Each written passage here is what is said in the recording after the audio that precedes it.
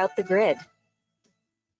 43% of the power we deliver to Southern California comes from carbon-free resources. And we're moving toward 80% by 2030 and 100% by 2045. We're accelerating the move to zero carbon transportation, working to put 7.9 million zero-emission vehicles on California's roads by 2030, working to keep electricity affordable, reducing air pollution in disadvantaged communities, working to strengthen communities' resilience to climate change, transforming the way market leaders across the globe manage energy through advanced analytics, helping global customers quantify energy risk, reduce carbon footprints, and meet sustainability goals. Edison International, leading the charge to power a cleaner, brighter future for everyone.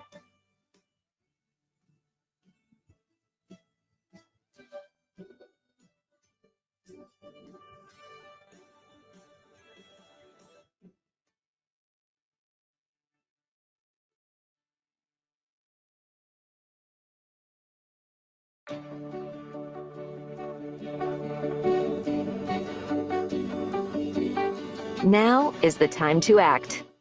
That's why we've created a blueprint, working for a future where carbon-free resources power the economy.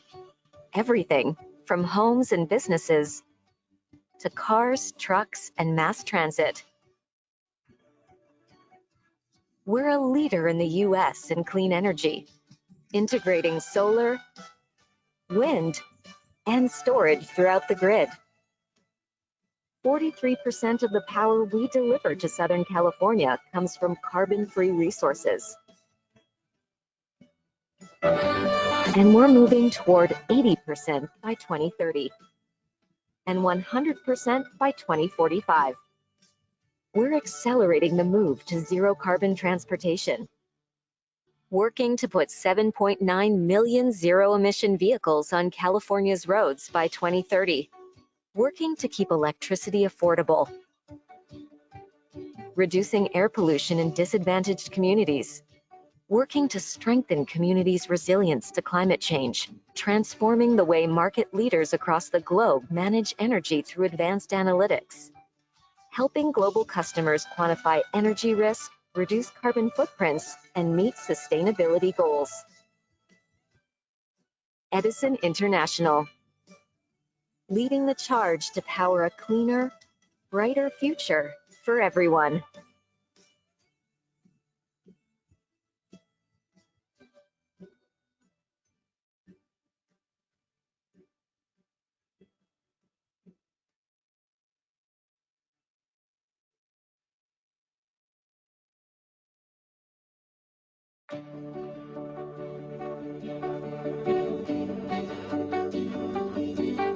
Now is the time to act.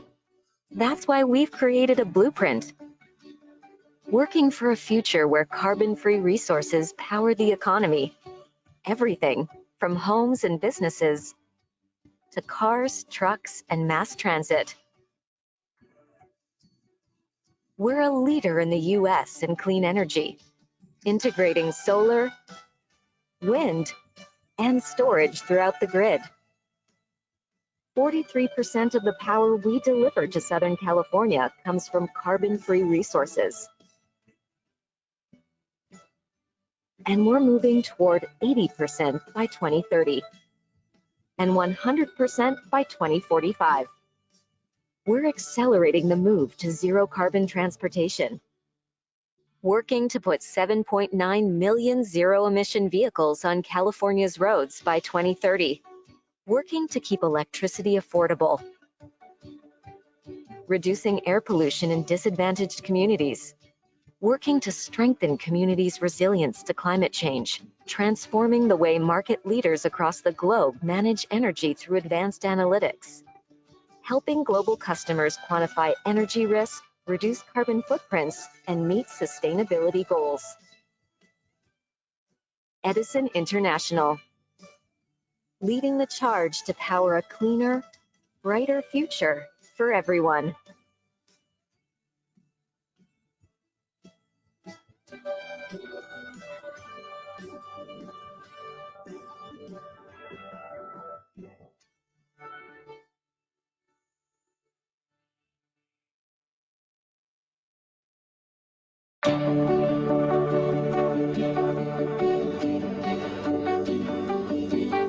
Now is the time to act.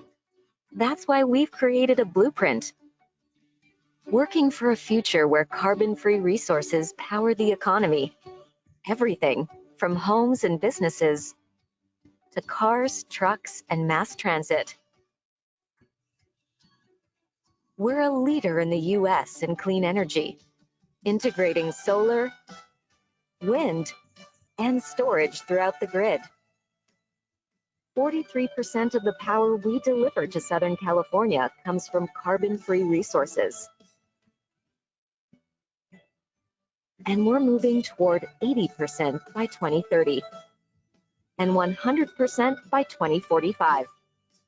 We're accelerating the move to zero carbon transportation, working to put 7.9 million zero-emission vehicles on California's roads by 2030, working to keep electricity affordable, reducing air pollution in disadvantaged communities, working to strengthen communities' resilience to climate change, transforming the way market leaders across the globe manage energy through advanced analytics, helping global customers quantify energy risk, reduce carbon footprints, and meet sustainability goals.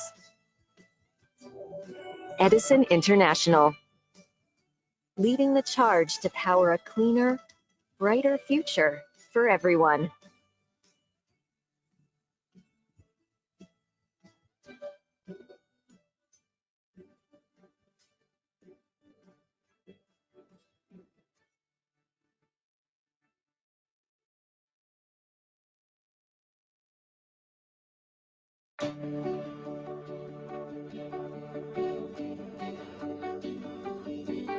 Now is the time to act.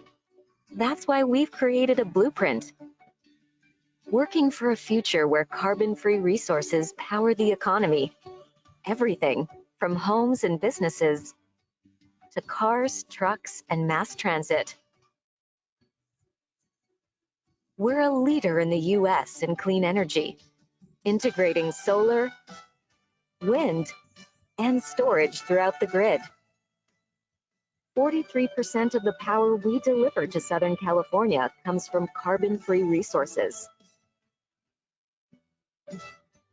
And we're moving toward 80% by 2030 and 100% by 2045.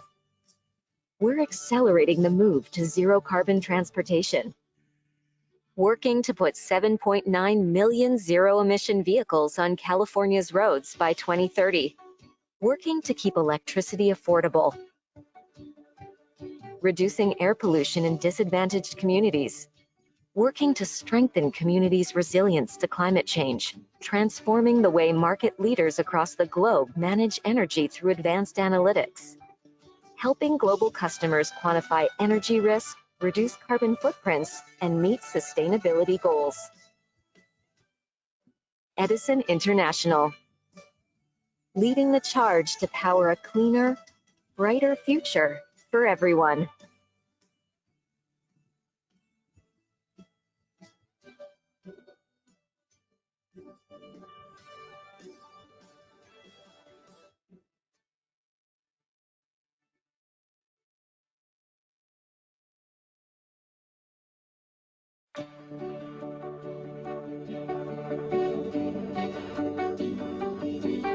Now is the time to act.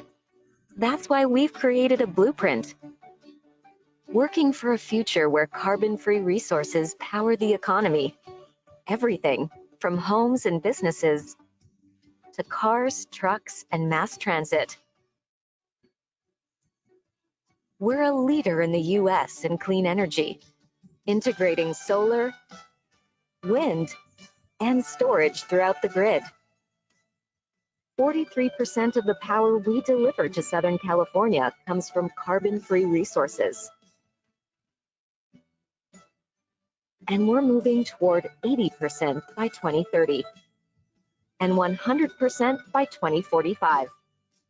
We're accelerating the move to zero carbon transportation, working to put 7.9 million zero-emission vehicles on California's roads by 2030, working to keep electricity affordable, reducing air pollution in disadvantaged communities, working to strengthen communities' resilience to climate change, transforming the way market leaders across the globe manage energy through advanced analytics, helping global customers quantify energy risk, reduce carbon footprints, and meet sustainability goals. Edison International, leading the charge to power a cleaner, brighter future for everyone.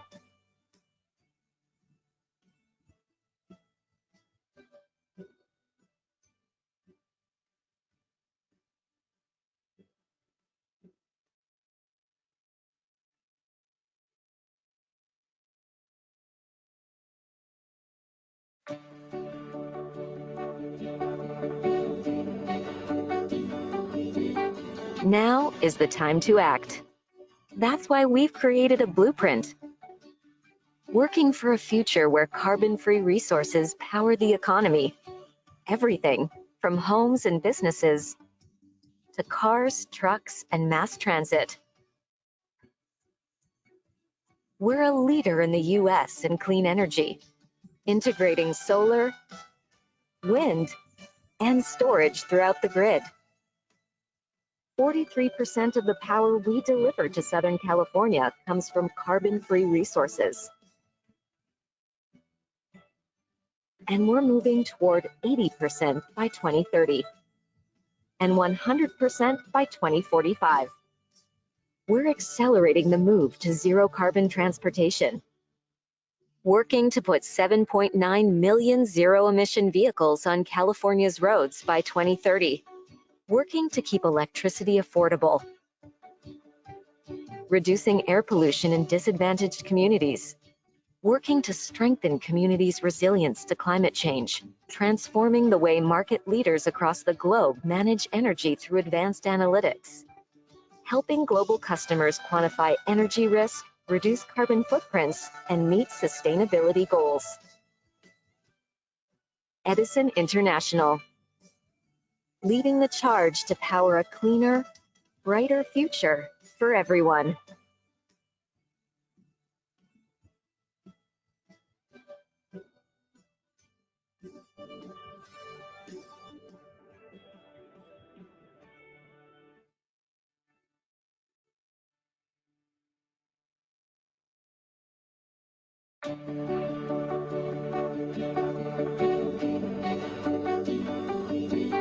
Now is the time to act. That's why we've created a blueprint, working for a future where carbon-free resources power the economy. Everything from homes and businesses to cars, trucks, and mass transit. We're a leader in the US in clean energy, integrating solar, wind, and storage throughout the grid. 43% of the power we deliver to Southern California comes from carbon-free resources. And we're moving toward 80% by 2030 and 100% by 2045. We're accelerating the move to zero carbon transportation, working to put 7.9 million zero-emission vehicles on California's roads by 2030, working to keep electricity affordable, reducing air pollution in disadvantaged communities, working to strengthen communities' resilience to climate change, transforming the way market leaders across the globe manage energy through advanced analytics, helping global customers quantify energy risk, reduce carbon footprints, and meet sustainability goals. Edison International, leading the charge to power a cleaner, brighter future for everyone.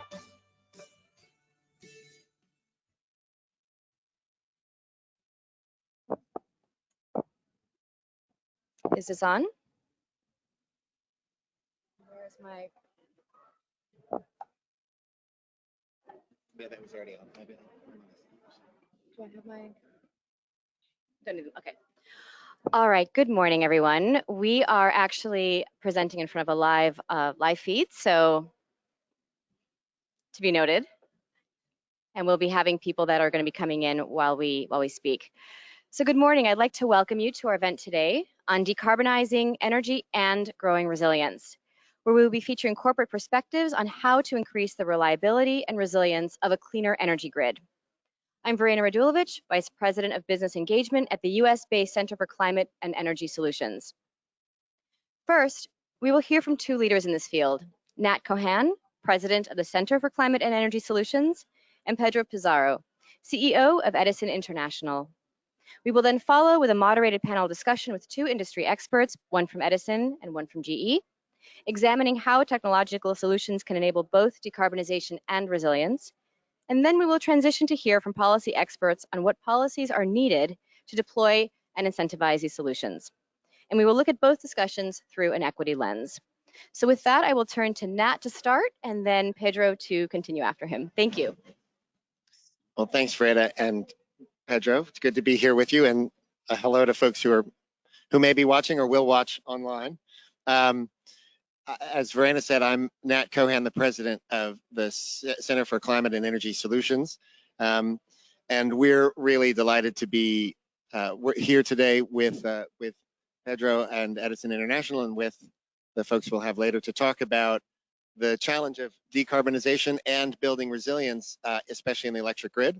C2ES, for those of you who are new to it, is an nonprofit organization a little over 20 years old that is dedicated to accelerating the net zero transition and to a thriving economy. And that means both achieving decarbonization, but it also means building resilience. So our work looks both at the strategies that companies need and the policies they need to achieve net zero, but also the strategies that communities and policymakers can invest in to build resilience. Today, we're going to be doing a deep dive into the electric power sector. So I want to talk a little bit about that to frame up the remarks and before we hear from Pedro and then our panel on resilience. We know we've seen huge progress in the electric power sector over the past 15 years, 40% reduction in terms of decarbonization, 40% reduction in emissions, huge increase in wind and solar, dramatic reduction in coal, not as much an issue for California, but overall a dramatic reduction.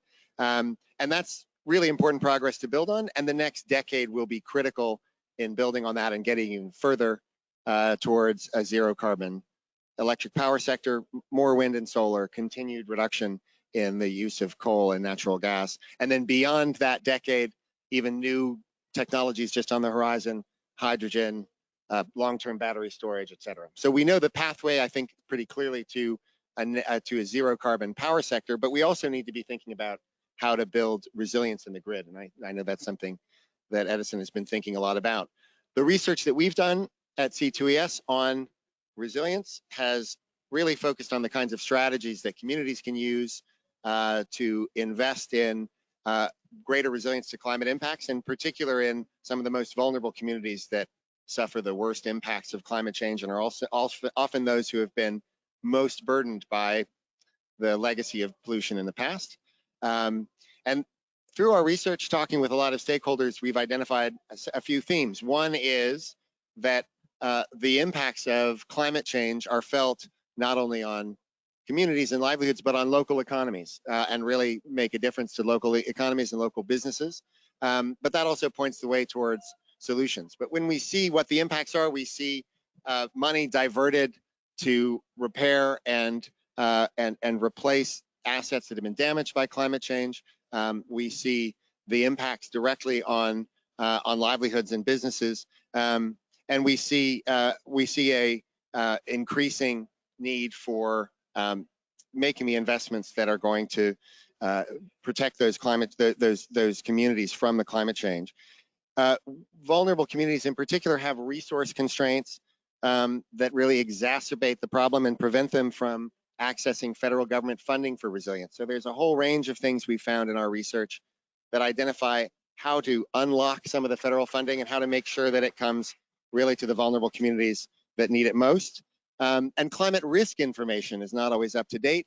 We need much better risk information from the federal government and made available to communities about the risks they face and the impacts they face and how to address them.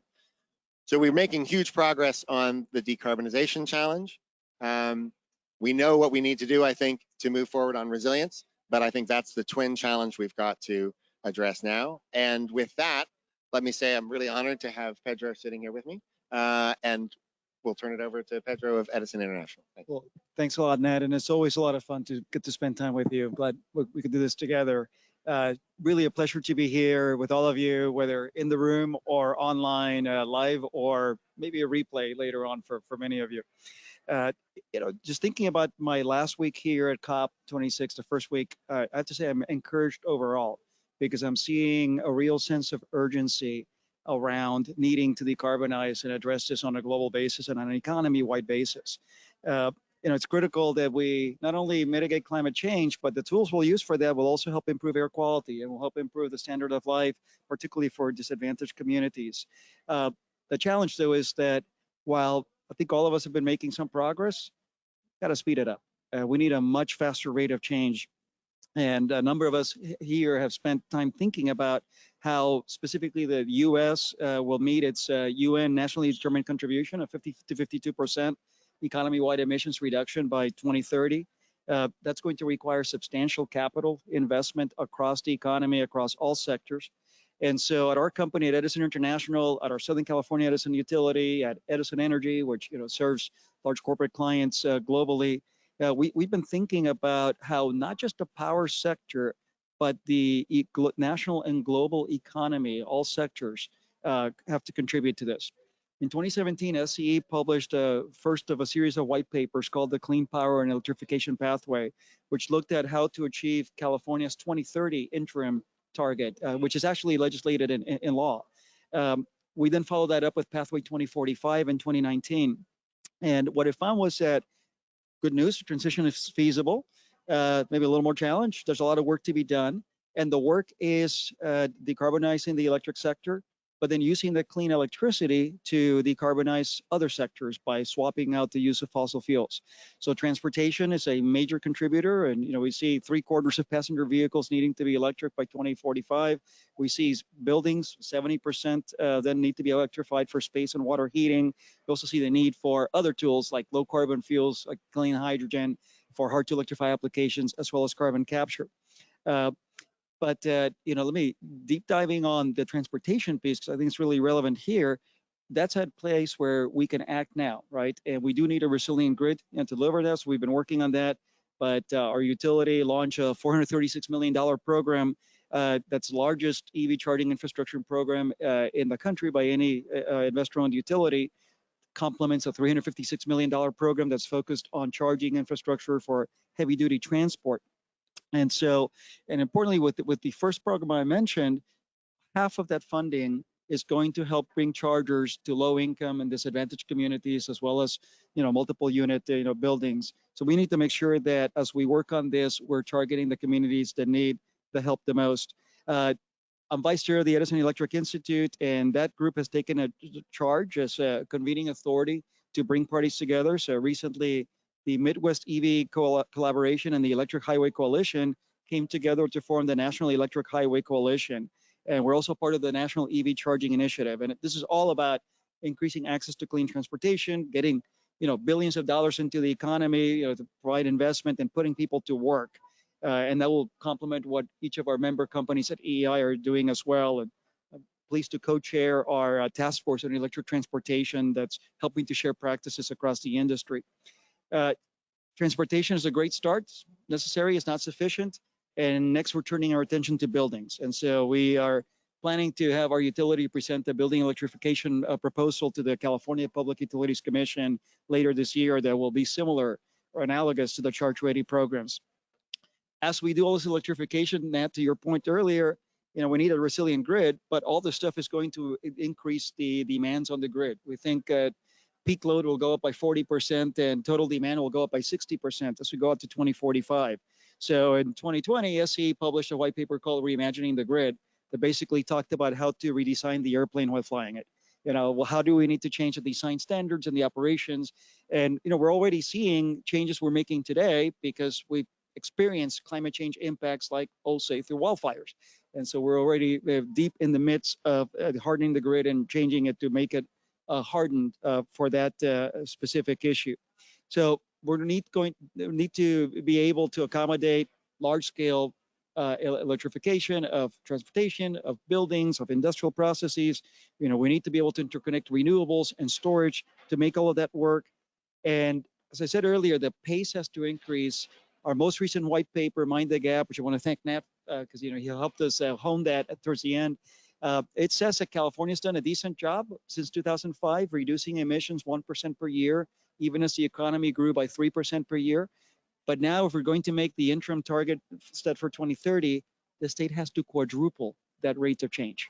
And so that's a tall order. So we put out a number of policy recommendations that need to be implemented now, next year, year and a half tops, if we're going to have a prayer of making 2030, which is, last time I checked, just 8 years away. That's a very short time when it comes to spending infrastructure.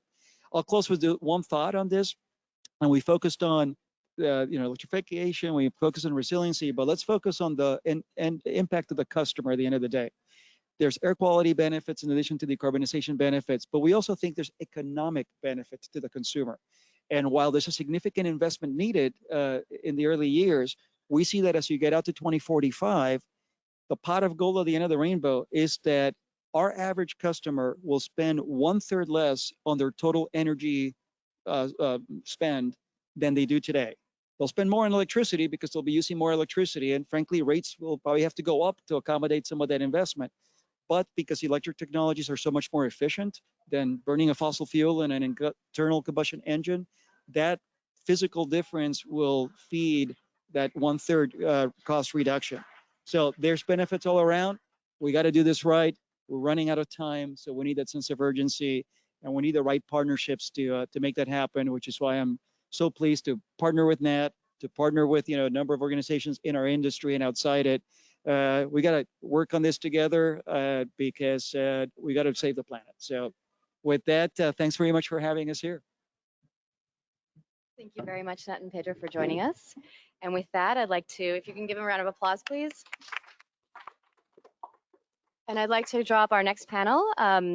We have Drew and Roger from GE and Edison.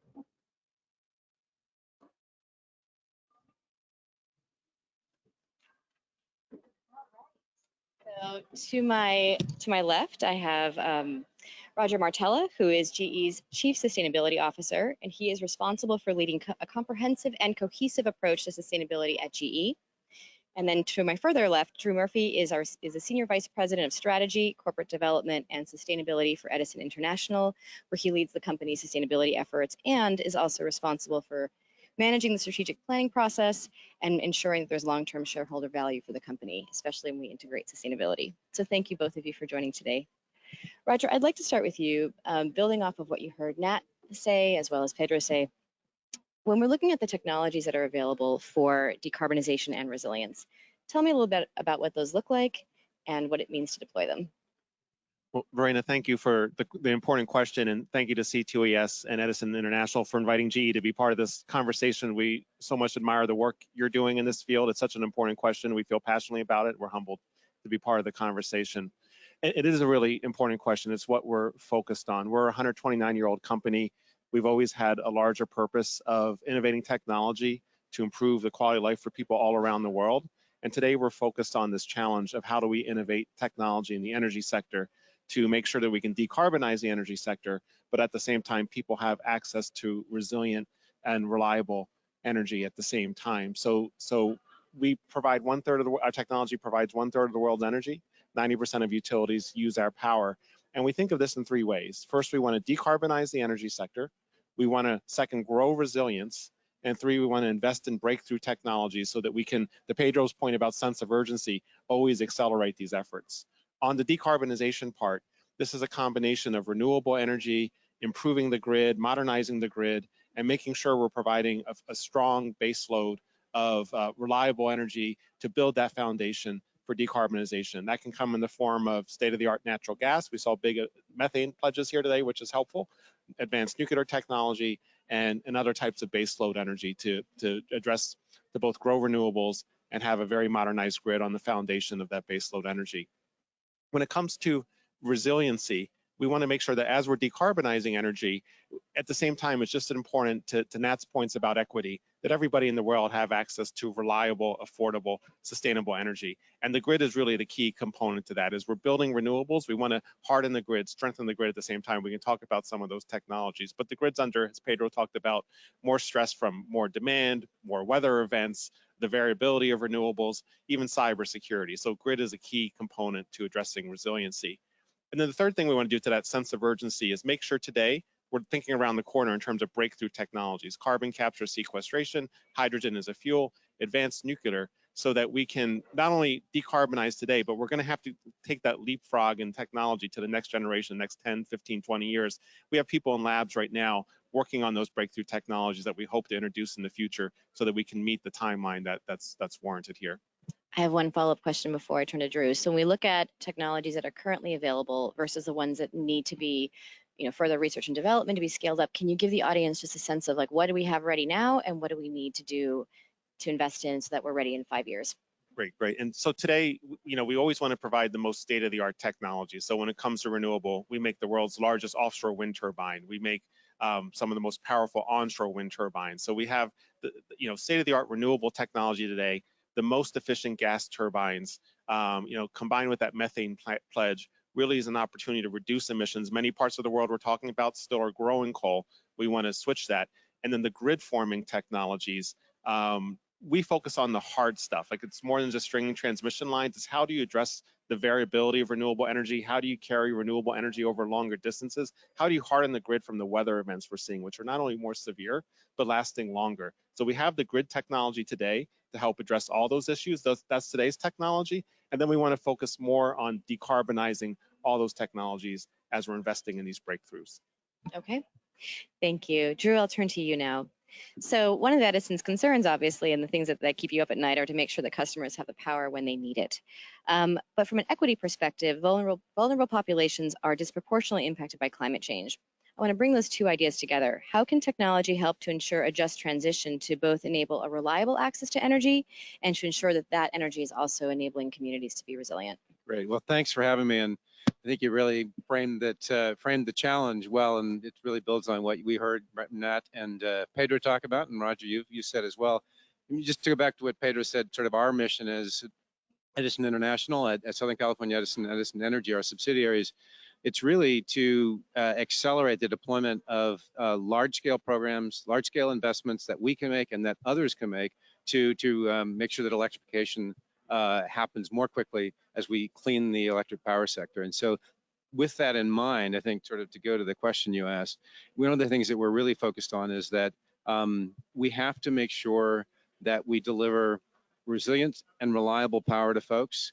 And what we've recently reframed that as is, and you sort of alluded to it in your question, is people they're going to care about having electricity available to them where and when they need it for the things that they need to get done, especially as we electrify more and more of their lives, more and more of the economy.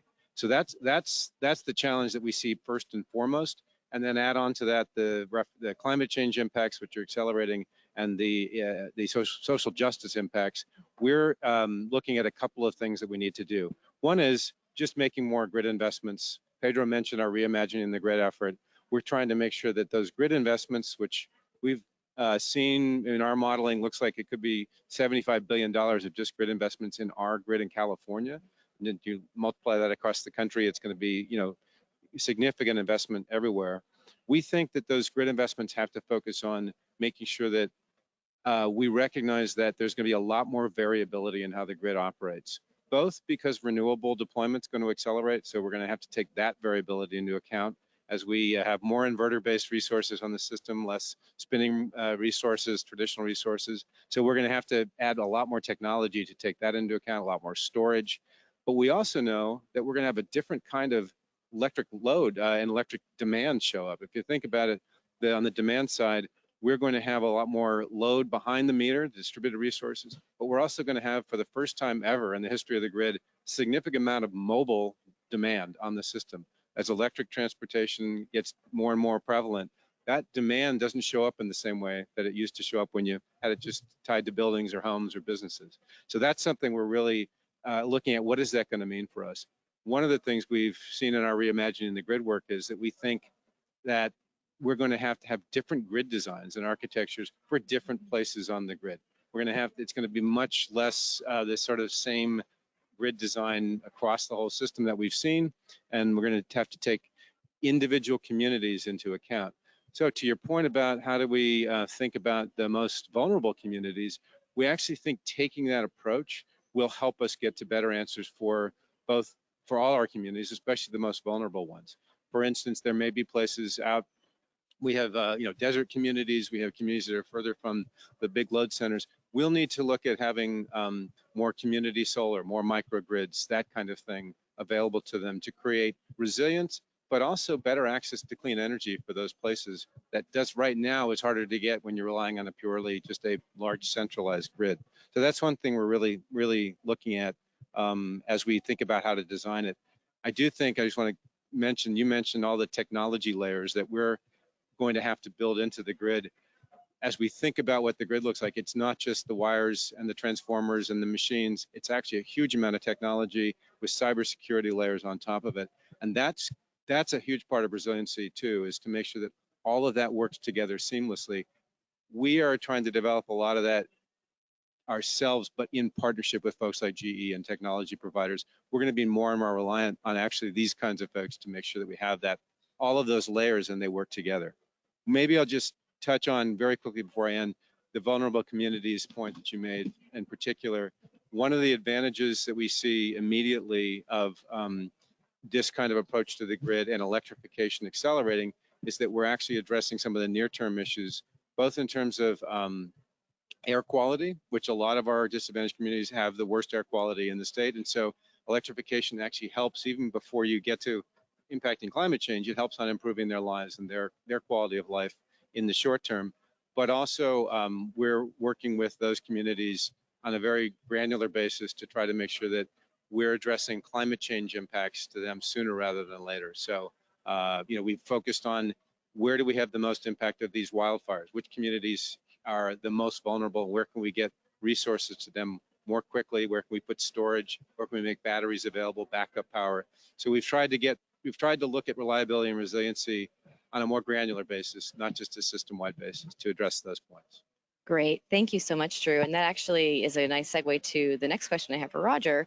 As Drew mentioned, designing the grid for different communities and taking account, vulnerable populations and how that might potentially change the way that the grid is shaped.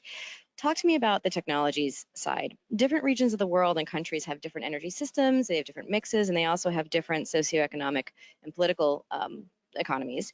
What is the role that emerging economies can play in developing these breakthrough technologies? That's the first part.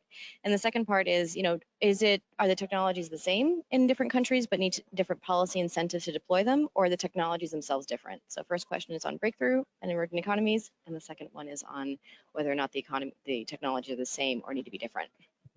Thanks, Verena. And we do work in 170 countries, which is why we feel so passionately about the equity point. We want to help countries realize their goals of decarbonization, but making sure they have access to affordable, reliable, sustainable energy at the same time. We want kids to have lights on when they're doing their homework, to have healthcare, have access to electricity, and making sure that we're providing the technology that all nations need, all people need to have equitable access to energy.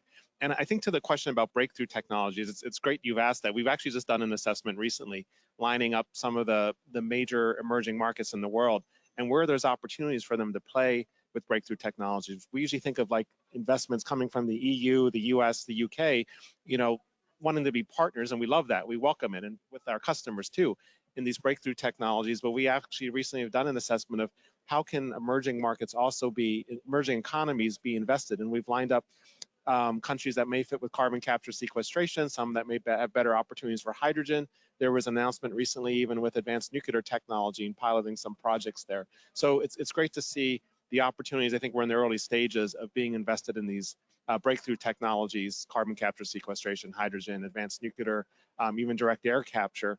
So there is that investment in the opportunity to have leadership. I was next door at the State Department a couple of days ago, and we announced an entrepreneurship initiative with the State Department, where we're going to be looking to bring emerging leaders from emerging economies, bring them into our facilities at GE and some of our partners, hopefully Edison too, and train them so they can go back and become leaders, closer to the ground on these issues. And in terms of how we think about actually achieving these goals, decarbonization, resiliency at the same time, with 170 countries we work in, there is no one size fits all solution, but we do have the tools in the toolbox. It's a combination of how you deploy them. And so what we want to do is we want to understand what is the country's ambition. We support, ambitious targets for reducing greenhouse gases. Every country is a little different in how they approach it. If we understand the ambition, we can take these tools and tailor it. As I mentioned earlier, a lot of nations, a lot of emerging economies are continuing to grow coal, not only use coal, but job number one is let's find an opportunity to replicate that baseload energy with something other than coal. That would be the quickest way to reduce emissions. That's the most urgent. Natural gas plays a role in there in a lot of situations, especially with the methane pledges we've seen. And we look to decarbonize those gas turbines long term with hydrogen and carbon capture sequestration. We build renewables, and then we have to do grid at the same time. We heard a lot from Drew about grid. We support all that, the notion of variability, resiliency coming through the grid. We can take these tools and help these emerging markets come up with exactly that right mix to achieve their emissions and reduction goals and build resiliency at the same time. Thank you. And so I'll turn it back to Drew, building on what Roger was saying, as you're building resiliency, think about building resiliency for all kinds of situations. And as you alluded earlier, California has experienced severe climate impacts already in the form of large-scale wildfires that seem to be occurring every year. And this obviously presents a challenge, I would imagine, as you're implementing both reliability in the short term as well as meeting ambitious decarbonization goals. But what lessons has Edison learned in terms of balancing this need for resilience, as well as your long-term goals? What happens after the fires?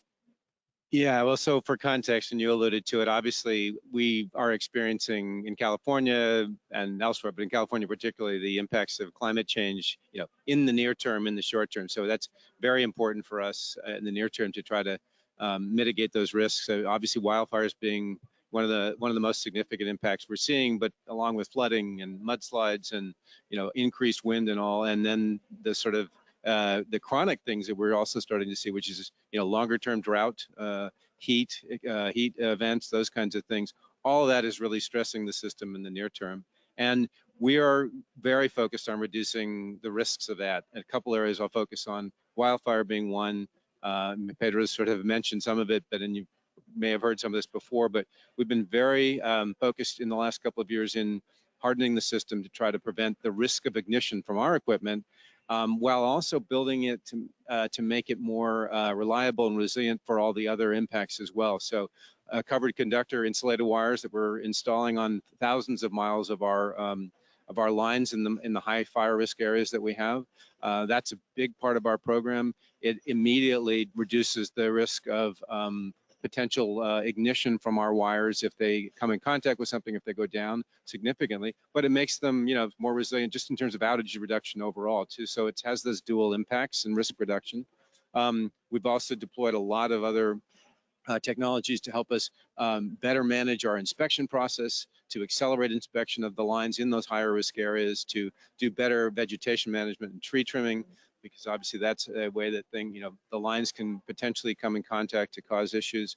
All of those investments are now starting to pay off in terms of more immediate risk reduction and more reliability of the system overall. But at the same time, we obviously, as you said, we want to focus on, and we have to focus on this longer term issue that we've identified in our work, and we know where the grid is going to be. And we need to be looking at the longer term climate change impact. So SCE is the first California utility that's doing a fulsome climate change vulnerability assessment, looking at what the longer term impacts of these types of climate change events can be to our system overall, not just the wildfire risk, but all of that. So we're in the middle of working through that right now. We'll have some results coming out in the course of the coming months into next year as part of our proceeding at the California Commission. And then we're going to engage with our communities to try to explain to them, this is what we see these impacts looking like across our system, across California, and what does that mean for the communities that we serve? How can we bring you along to help you think about developing your own solutions with us to those to mitigate those and to harden the system against them. So and then to adapt. So we're looking at both mitigation and adaptation in those efforts. We also know that we have to continue to make investments to sort of keep ourselves looking where the grid is going to go in the long term. And so we're doing that through our Charge Ready program that Pedro has said. That's really important to continue to making those charging infrastructure investments. And we're also doing stuff outside of the utility. We're looking at new technologies. We have a small venture investment team that actually looks at new technologies to help promote electrification, battery development and safety, better performance for batteries, a variety of different things that will actually help us in the long term address climate change and get to the decarbonization goals that we have. So those are just some of a few of the things that we're doing. And the last thing I'll say is we're very focused on doing all this and maintaining affordability for our customers. And I think it's really important to put that context on it. And Pedro mentioned this in his earlier remarks, is one of the things we try to get people to understand is that this pathway we're on, we think over the long term, will actually have financial benefits for our customers because it will be a more affordable pathway to overall energy use. We'll reduce the overall energy bill versus what it would be like if we didn't electrify as fully as we think we need to. But in the meantime, we have to do the investments in a way that's affordable and make sure that we're staging them and getting other partners to help invest in that as well. So it's not just all in the back of the electric customers. And so a lot of the work we're doing on policy and talking to policymakers and all is to try to help them understand how this has to be shared in terms of the cost of this, why the long-term benefits need to be invested in now, and how we manage affordability in the short term. So. And with that, thank you very much, Drew and Roger. We're going to segue to a conversation around policy. So Drew, that was a great ending. If you could join me in giving a round of applause to our speakers. And with that, I'd like to invite up our next panel.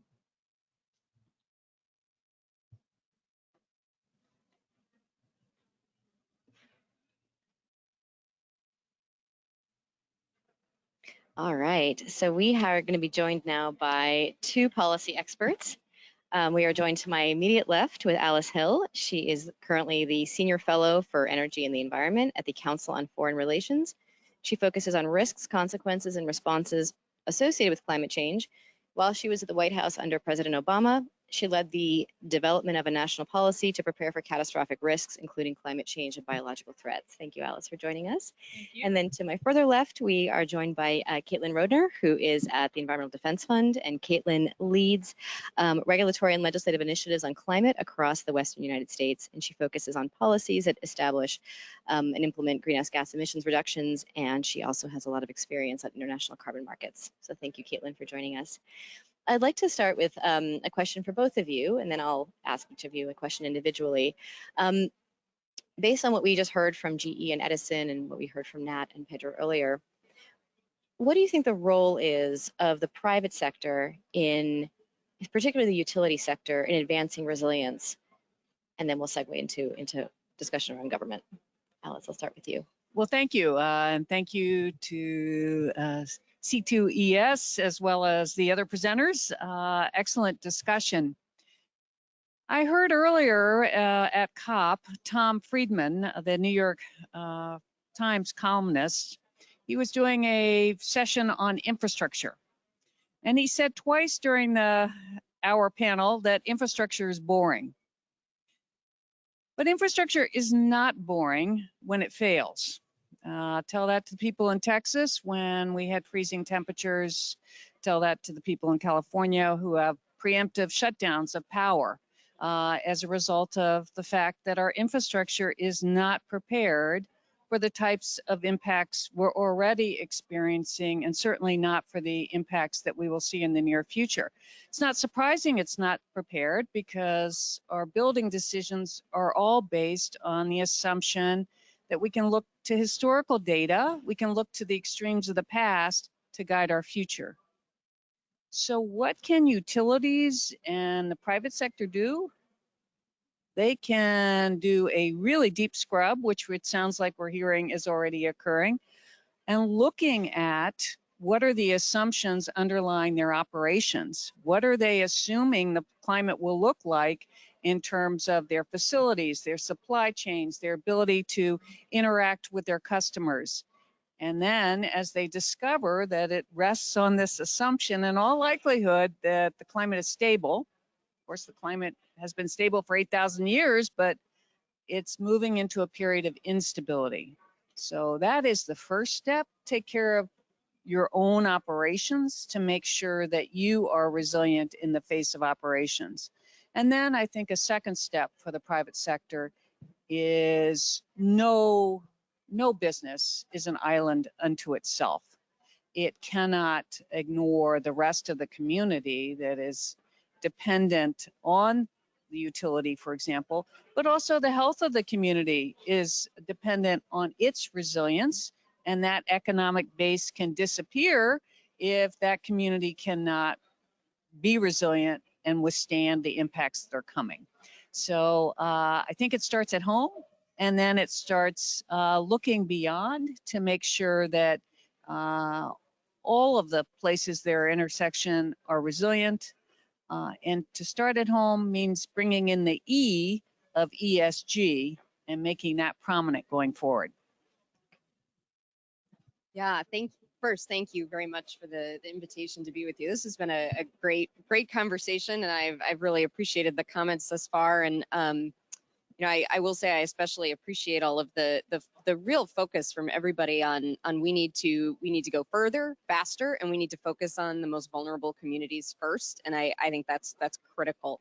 I mean, I would echo a lot of what Alice said. You know, we need certainly significant investment in this space, and some of that comes from the private sector, but we need public investment too. And I, you know, like many of us, woke up this morning to the news that the infrastructure bill has been passed by the House and is on to President Biden.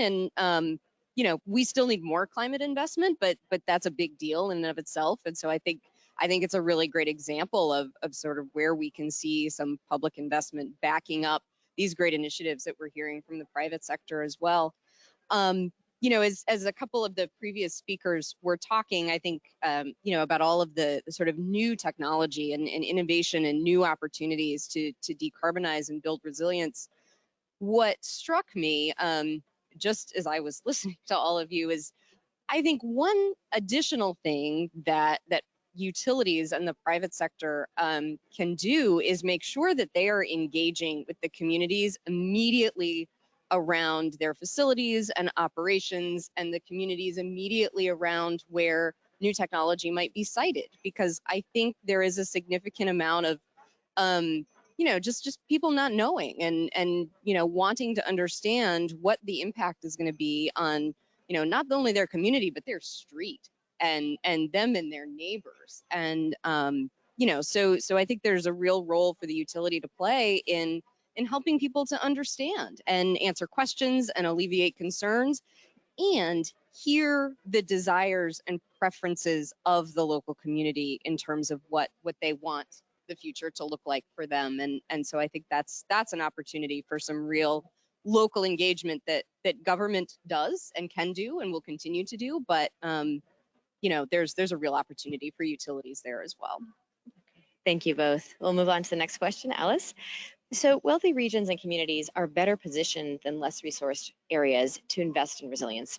What kind of policy measures will help ensure that both public and private dollars continue to flow to areas with fewer resources so they can better plan for resilience? Well, that's a really important question. And certainly, I think we're beginning to see the federal government recognize that when it bases its disaster relief and other programs on the economic loss alone, it tends to favor wealthier communities because the housing stock is more valuable.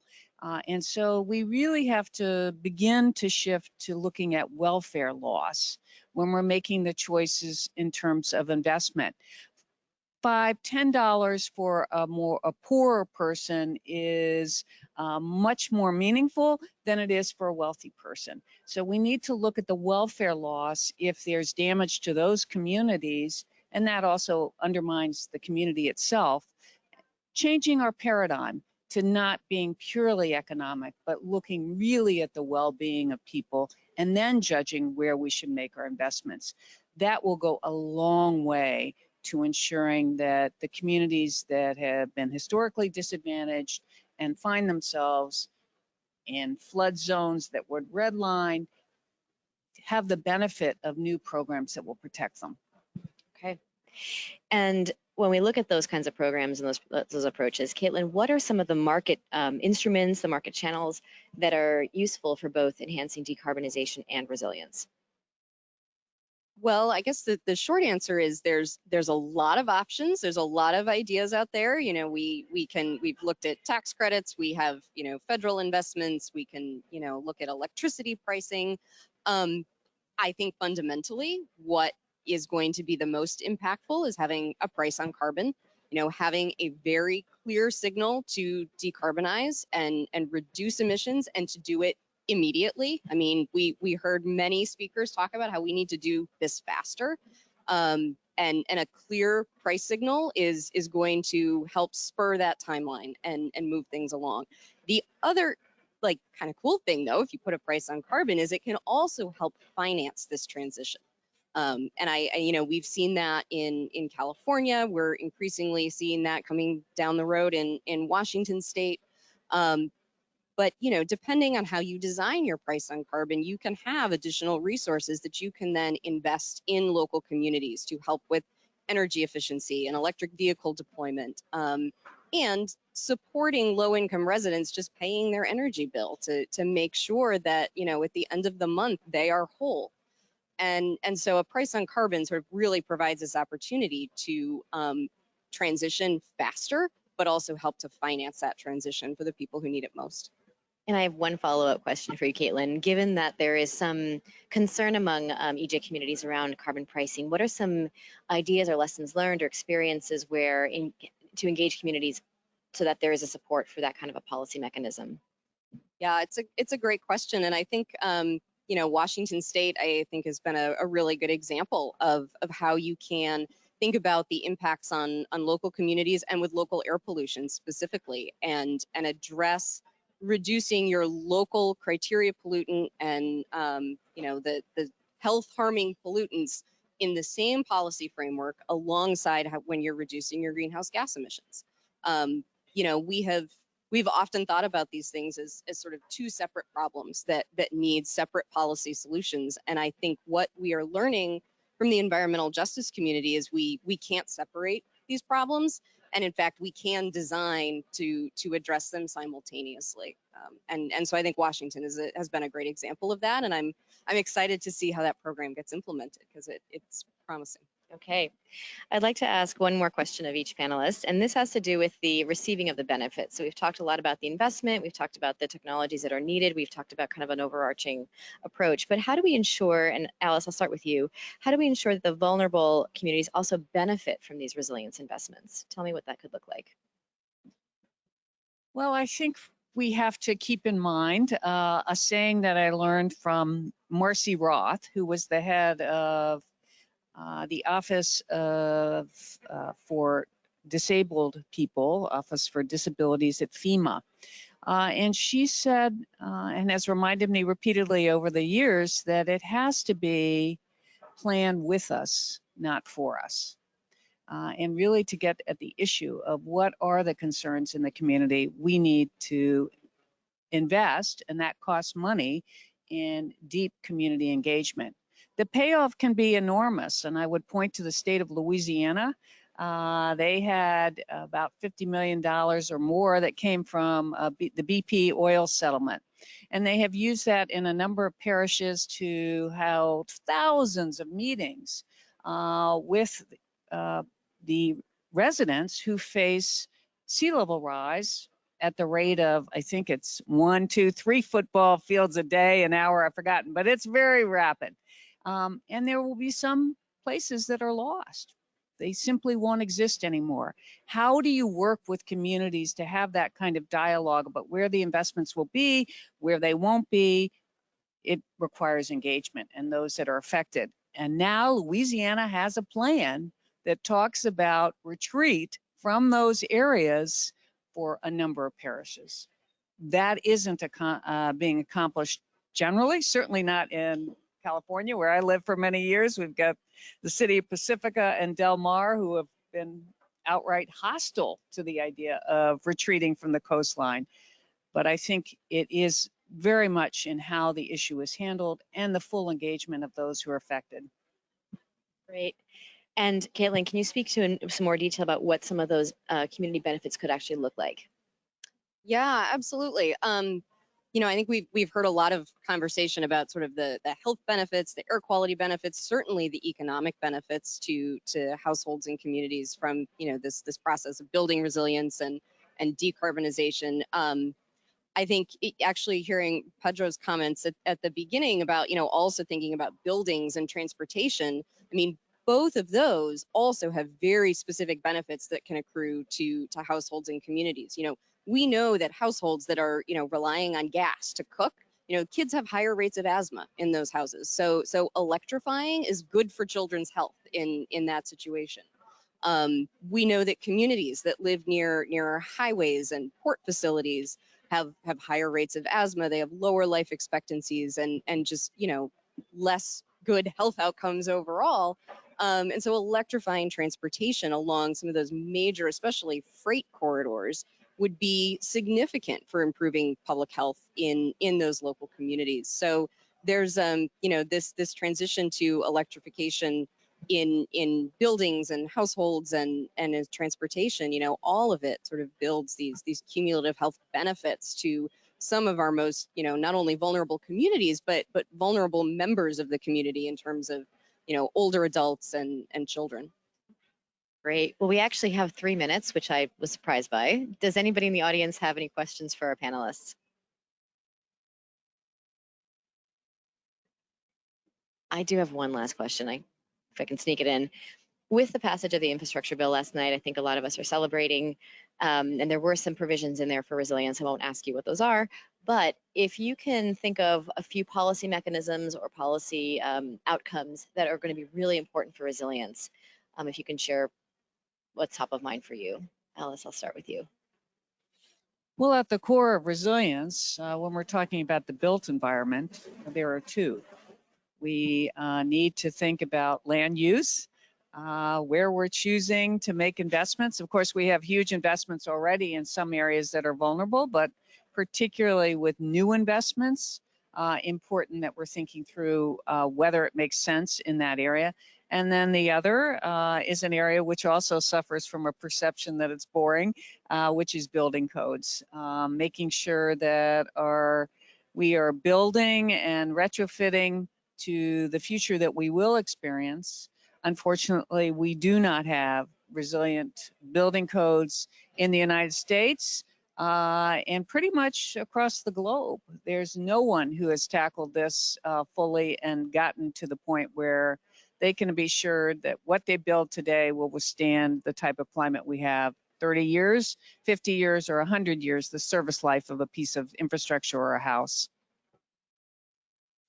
Yeah, and I think the only thing I would add to that, and I think this applies to the infrastructure bill, you know, the Build Back Better Act, you know, and all of our investments is we need to focus, yes, on vulnerable communities, but we need to focus on them first. This is not a case necessarily where we need to think about everybody. We do need to think about everybody, but we need to focus on those most in need first, and that's our starting point. Thank you very much. If you can join me by thanking our panelists today.